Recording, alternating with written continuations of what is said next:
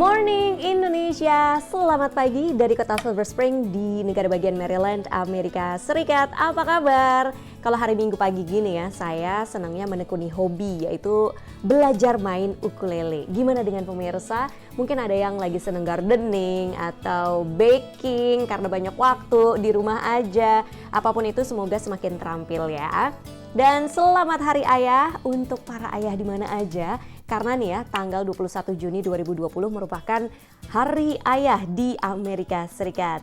Jadi di sini banyak para ayah dan keluarga mereka merayakannya di tengah pandemi. Tapi kan sekarang sudah mulai banyak negara bagian yang dibuka kembali ya. Nah, satu wilayah yang juga baru dibuka itu adalah kota New York. Seperti apa ya? Langsung aja kita akan ketemu dengan naratama yang ada di New York City. Silakan Mas Nara.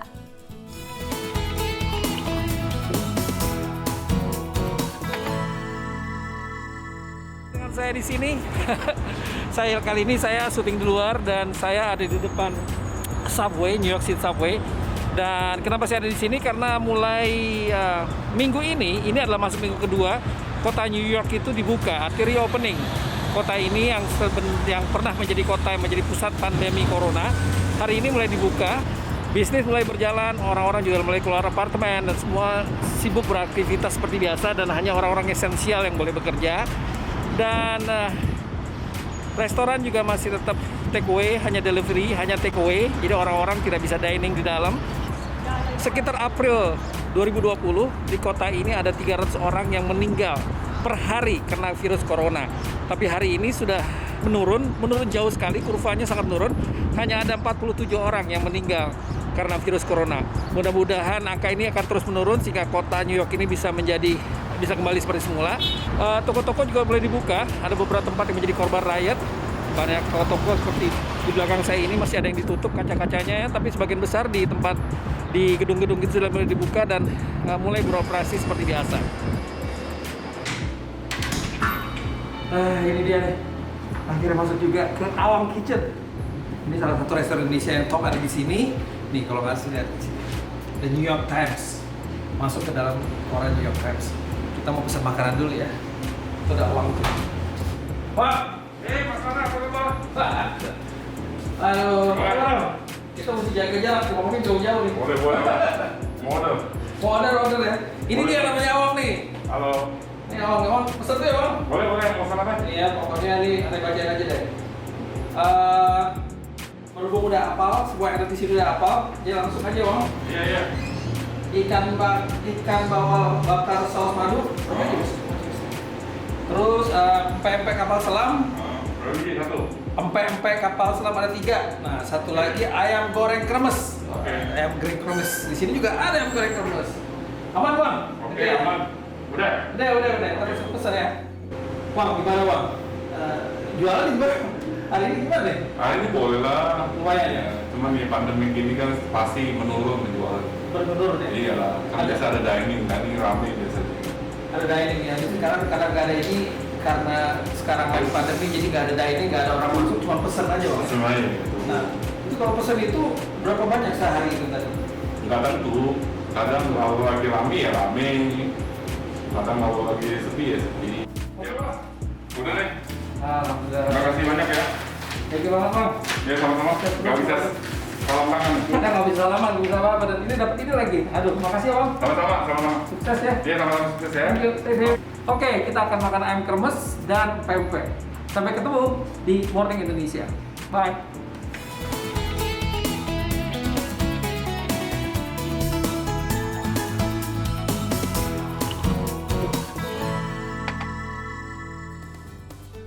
Terima kasih Mas Nara untuk laporannya, and Happy Father's Day juga ya buat Mas Nara yang punya putra yang udah besar sekarang. Nah, speaking of Father's Day, kita juga akan ketemu nih dengan seorang ayah dan putrinya.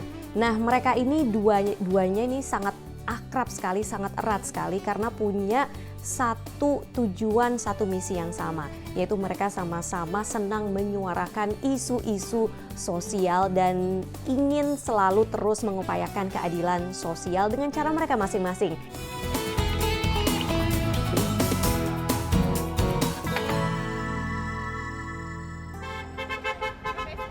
Julia dan Malcolm Young sama-sama tertarik pada isu-isu HAM.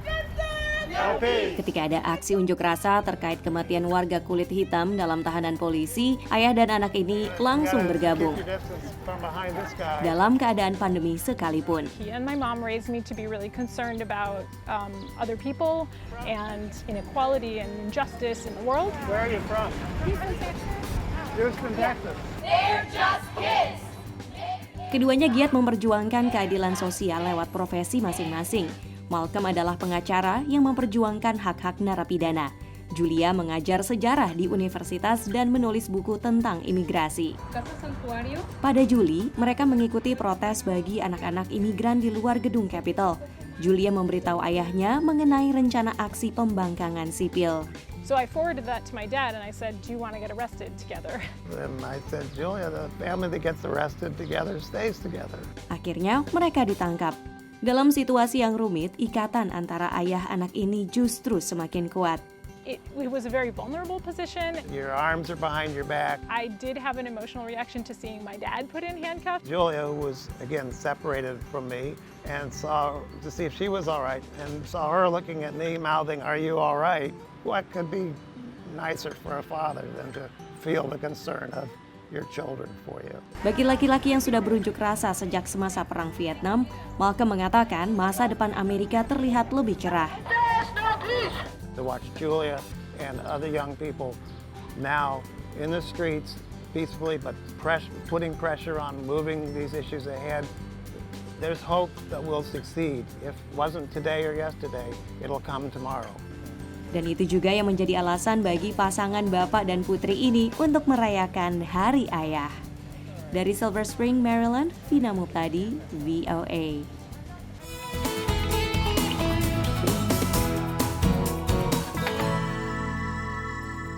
Itu tadi kisah bapak dan putri ya, Julia and Malcolm Young yang kompak banget. Dan termasuk mereka baru-baru ini mengikuti aksi protes Black Lives Matter. Nah, untuk mengetahui perkembangan mengenai gerakan Black Lives Matter di Amerika Serikat, nanti kita juga akan ada laporannya ya. Jadi jangan kemana-mana, tetap di Morning Indonesia.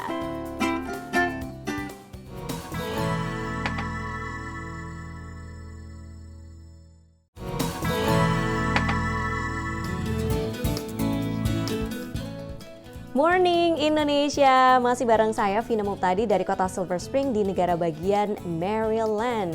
Nah, yang namanya gerakan Black Lives Matter masih terus bergulir di Amerika Serikat. Banyak perkembangan baru nih, dan sekarang kita akan langsung mengundang rekan saya, Valdia Baraputri yang ada di Washington DC. Morning Valdia, nah kamu ini kan mengikuti dengan cermat ya, Black Lives Matter, perkembangannya seperti apa, termasuk juga bahkan pernah meliput aksi-aksi protes di Washington DC. Jadi ceritain sekarang ada perkembangan baru apa, kemudian juga ada liputan baru apa nih yang baru saja kamu lakukan? Belum selesai kasus kematian George Floyd, warga Amerika ini kembali dibuat geram akibat kematian seorang pria kulit hitam yang ditembak oleh polisi di kota Atlanta, negara bagian Georgia. Tentunya hal itu membuat protes terus berlanjut dan berlangsung di berbagai kota di Amerika mendukung gerakan Black Lives Matter. Dan pada minggu ini, gerakan Black Lives Matter atau unjuk rasa Black Lives Matter ini akan bertemu dengan hari yang bersejarah bagi warga kulit hitam di Amerika, yakni Juneteenth atau June 19 atau 19 Juni. Nah, apa 19 Juni itu? 19 Juni ini adalah sebuah hari bersejarah bagi warga kulit hitam karena di hari itulah 19 Juni tahun 1865 budak terakhir dibebaskan, tepatnya pada negara bagian Texas. Nah, tentunya hal itu menandakan kebebasan bagi warga kulit hitam di Amerika dari perbudakan. Nah, unjuk rasa minggu ini akan terus berlangsung pada hari yang bersejarah itu tadi, tentunya membuat momentum gerakan Black Lives Matter ini semakin besar. Dan yang saya amati di lapangan, Yang datang untuk berunjuk rasa tentunya tidak hanya warga kulit hitam Amerika saja, tapi juga warga kulit putih dan warga Asia. Diaspora Indonesia pun ikut berunjuk rasa. Ini ada satu diaspora di negara bagian Pennsylvania, tepatnya di kota Philadelphia, yang ikut berunjuk rasa. Ia bukan hanya berunjuk rasa untuk menunjukkan solidaritasnya dan menunjukkan bahwa ia juga menginginkan kesetaraan ras di Amerika, tetapi ia berunjuk rasa untuk putrinya dan anak-anaknya yang keturunan African, American, dan Indonesian. Jadi unjuk rasa ini penting bagi ia dan keluarganya karena isu kesetaraan ras di Amerika ini tentunya berimpact atau berdampak langsung pada kehidupan mereka. Dan bukan hanya diaspora Indonesia yang memiliki keturunan African American saja yang berunjuk rasa, tetapi diaspora Indonesia lainnya pun ikut berunjuk rasa di negara bagian lainnya. Baik, Valdia Baraputri dari Washington DC, thank you for sharing. Dan pemirsa, sekarang langsung saja kita simak liputan terbaru Valdia yang berikut ini.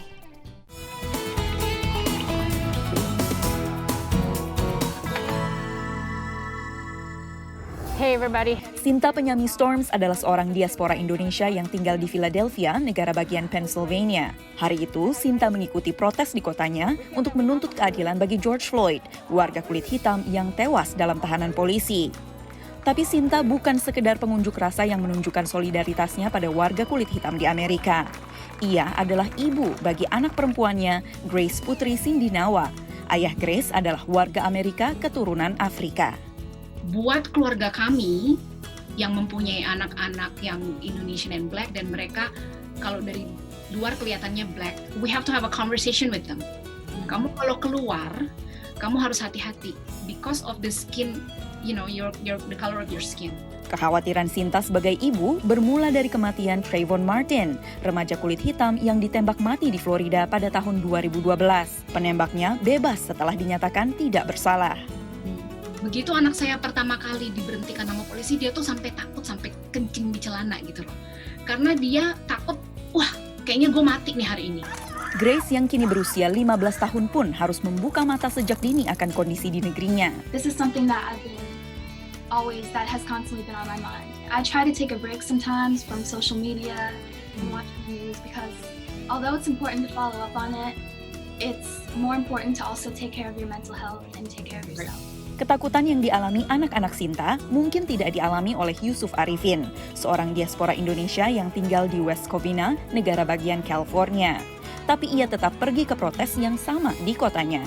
People are chanting Black Lives Matter because Black lives have not mattered. If you see at the rate of arrests, you see that cops are arresting way more Black people than they are white people. So there is a large injustice that's happening.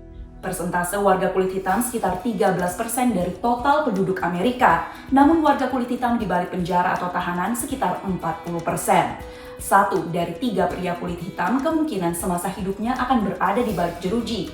Kontras dengan 1 dari 17 pria kulit putih. Sinta mengadakan pertemuan virtual dengan keluarga multiras dan warga kulit hitam untuk saling berbagi pengetahuan mengenai diskriminasi ras di Amerika. Mereka juga berbagi pengalaman bagaimana diskriminasi warna kulit juga bisa datang dari komunitas Indonesia. Lalu, ganteng sekali ya for orang hitam, and I'm like. Salah satu yang hadir dalam pertemuan itu adalah Curtis Johnson, warga berkulit hitam yang bekerja di Indonesia namun harus kembali ke Amerika akibat pandemi virus corona. You speak Indonesian? Sedikit. Menurut Curtis, diskusi mengenai ras memang sulit, tapi perlu untuk terus membangun jembatan pengertian akan satu sama lain. Continue to speak up, but in addition to that, really take a hard look at the relationships they have with Chinese Indonesians and the relationships they have with Papuans. We see what's happening in the United States. How do we ensure it doesn't either continue or happen here in Indonesia? Bagaimanapun, bagi sebagian orang, perjuangan untuk mencapai kesetaraan ras bukan hanya saat ini saja. This is my life. Melaporkan dari Washington DC, saya Valdia Baraputri, VOA.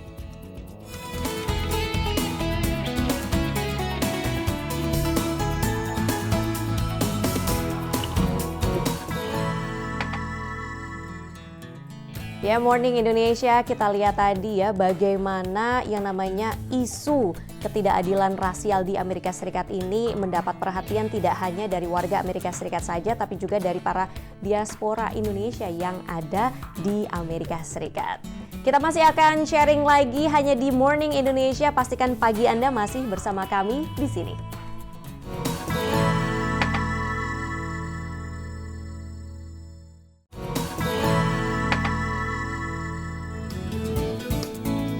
Morning Indonesia, saya lagi lihat ini nih, sebuah video viral yang memperlihatkan dua orang laki-laki kelihatannya lagi berantem nih di sebuah jalan di San Diego di Amerika Serikat. Dan bahkan beberapa portal di Indonesia juga memberitakannya, menduga katanya ini adalah mahasiswa Indonesia dan menjadi korban kekerasan. Apa betul? Nah, VOA sudah berupaya menelusuri kebenaran dari video ini ya, termasuk juga berbicara dengan atase polisi KBRI di Washington DC yaitu Bapak Ari Laksamana Wijaya. Dan seperti yang dituturkan, tidak ada indikasi bahwa pria yang ada di video tersebut merupakan seorang warga negara Indonesia. Kita simak penuturan Bapak Ari berikut ini.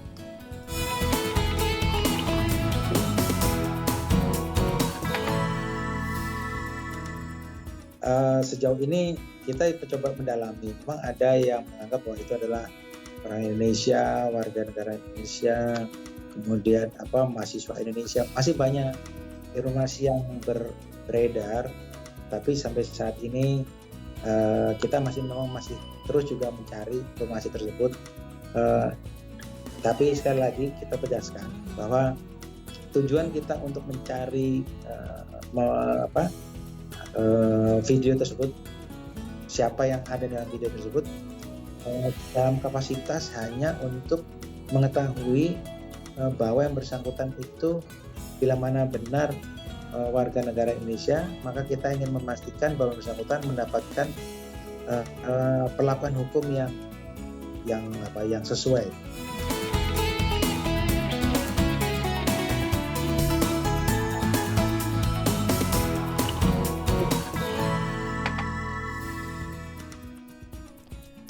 Ya, pemirsa, yang namanya video ya atau media sosial dengan ponsel gitu kita bisa merekam video, ini tentunya ada tantangan ya, seperti banyaknya video-video yang belum kita ketahui kebenarannya benar atau enggak, tapi juga bisa menjadi peluang ya. Ini juga bisa banyak sekali merekam ketidakadilan yang terjadi dalam masyarakat. Seperti misalnya gelombang demo yang menuntut keadilan rasial di Amerika, itu juga kan sedikit banyak dipicu oleh beredarnya video-video yang merekam ketidakadilan yang dialami oleh warga kulit hitam ataupun warga minoritas. Dan nah ini nih, ponsel ini ternyata juga bisa menghindarkan warga minoritas dari mengalami diskriminasi. Seperti apa? Langsung aja kita lihat liputan dari Nova Purwadi yang berikut ini.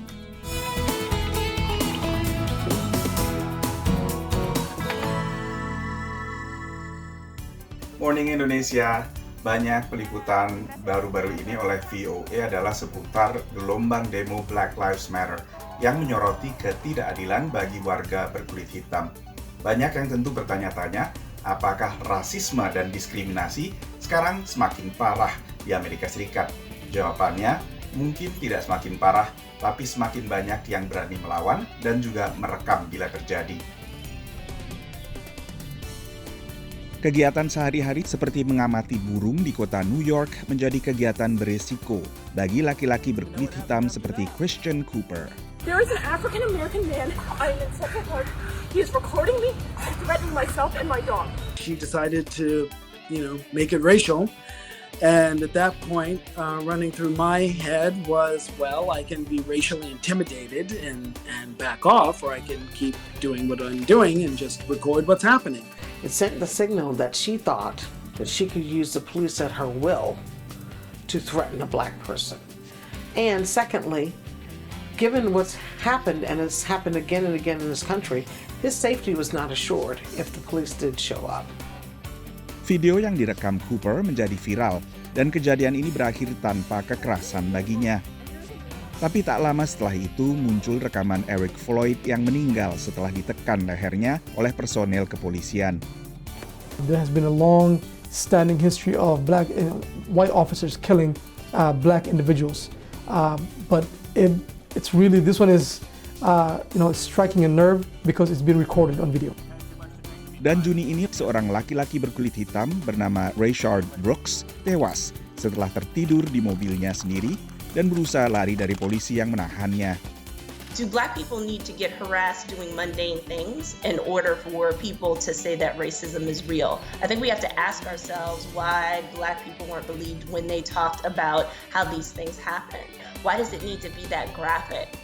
Sebelumnya terungkap video yang direkam pada Februari, menunjukkan seorang ayah dan anak yang membuntuti pelari berkulit hitam Ahmaud Arbery yang dituduh mirip seorang pelaku pencurian. Arbery tewas ditembak, sementara dua pelaku baru didakwa beberapa bulan kemudian setelah video penembakan beredar viral. The idea that there are citizen journalists, so even if it's not a police body camera, that perhaps there's always somebody outside, or that there might be surveillance cameras outside kind of capturing behavior, can actually help to make the case and maybe help settle the score in some instances. It won't always. Itulah yang juga diungkap oleh aktor Hollywood Will Smith dalam wawancara beberapa tahun yang lalu. Ia menyatakan bahwa rasisme tidak semakin parah di Amerika Serikat, hanya saja semakin banyak orang yang merekamnya. Dan kutipan pernyataan Will Smith itu kini banyak di-share di media sosial.